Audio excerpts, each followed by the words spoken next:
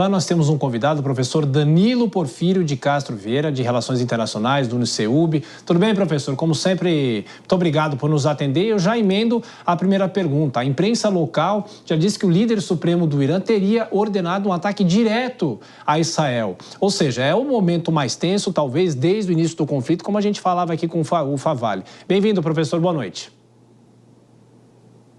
Boa noite, Thiago. Dialogar com vocês sempre.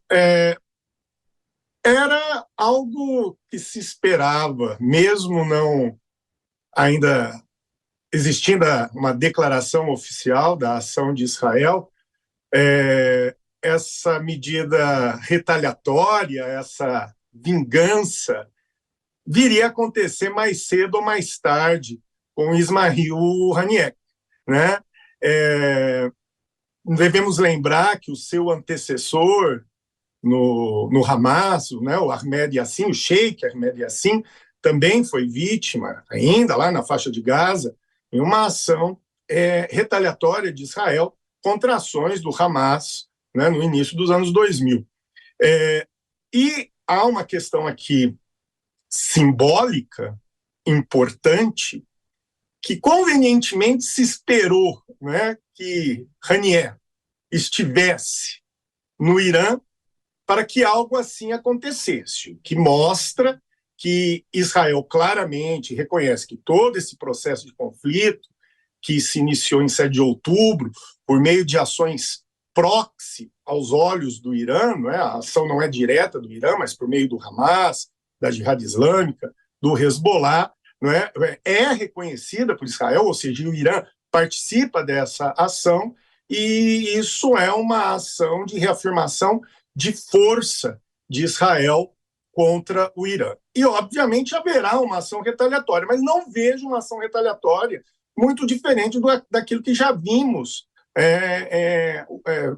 por parte do Irã há pouco tempo atrás. O Irã, se agirá por ações aéreas, por ataques de drones, ataques de mísseis, e creio eu que haverá uma intensificação da ação dos Houthis, por meio do Iêmen, e a ação do Hezbollah no sul do Líbano.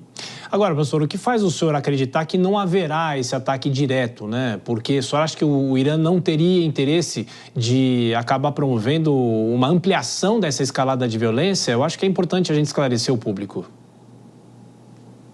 Nós temos que considerar 2 pontos. A inviabilidade de uma ação por terra. Sim. Existem vários países ali que separam Israel do Irã.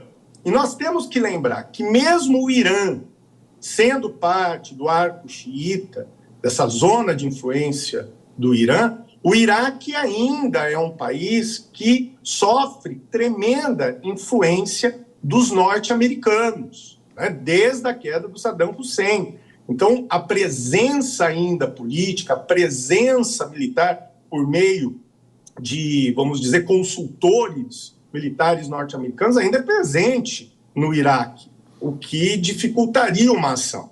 A Síria já tem os seus próprios problemas, né, seus problemas internos. E vejo ainda que o Irã não quer uma intensificação pela simples superioridade militar de Israel e dos apoios, do apoio que Israel tem por parte dos Estados Unidos. Isso poderia trazer uma desestabilização, inclusive, do regime iraniano, né? numa intensificação de conflito. Sim. Eu ainda insisto que eu vejo que a ação aí vai ser uma ação intensificada por meio de conflitos proxy, por procuração. Agora, professor, é interessante, nas últimas horas, a gente vem acompanhando algumas avaliações dizendo que o que está acontecendo nesse momento pode adiar ou pode prejudicar o processo de paz no Oriente Médio. Mas será que havia já alguma perspectiva disso ou não, professor? Porque isso daí só acaba ampliando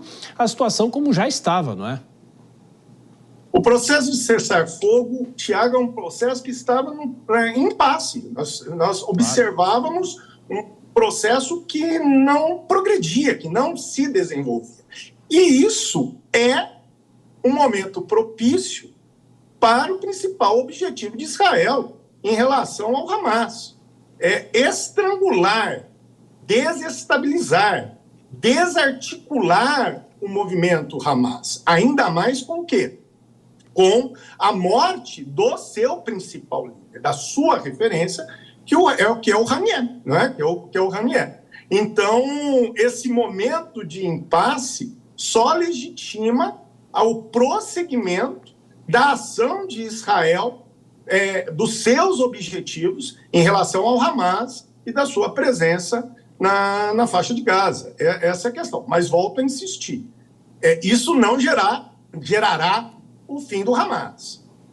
Causa não se destrói por meio de armas. Aliás, vocês já ouviram, né, que o próprio líder iraniano, o Ayatollah Khamenei, já elevou o Haniel à condição de mártir. Então, o discurso do martírio, né, dessa questão messiânica, será explorado, inclusive, para alimentar, né, vamos dizer, essa manutenção da causa por tempos futuros.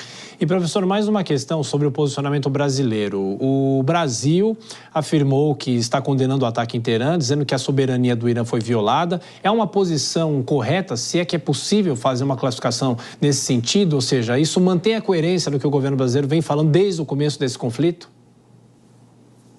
Dentro da perspectiva do direito nacional, não vejo, vamos dizer, contradições e também não vejo um posicionamento distinto daquilo que se espera. Realmente houve uma provocação, houve um ataque dentro de um território de um país soberano e, portanto,